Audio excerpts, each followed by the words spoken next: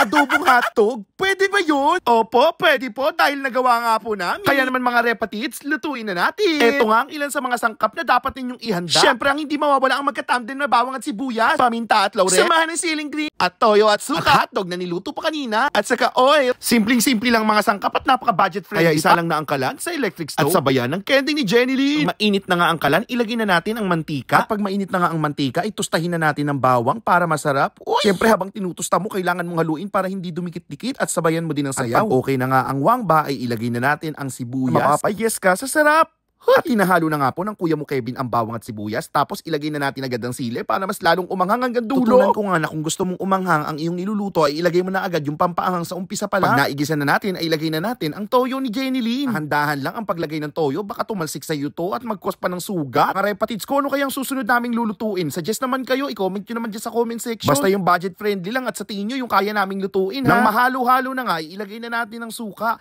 Make sure lang na pag inilalagay ang suka ay wag natin itong haluin kagaya ng ginagawa ko. Ewan ko ba anong pumasok sa isip ko, tinalo ko. Diyos por santo, cheche. Next nga natin na ilagay natin ang paminta ni kuya mo Kevin. Ginagamit ko nga pala laging paminta sa adobo ay yung pinong-pinong durog na durog. Next nga ilagay na natin ang dahon ng laurel. Kapag kinain mo ay magiging kamukha mo si Dennis Laurel.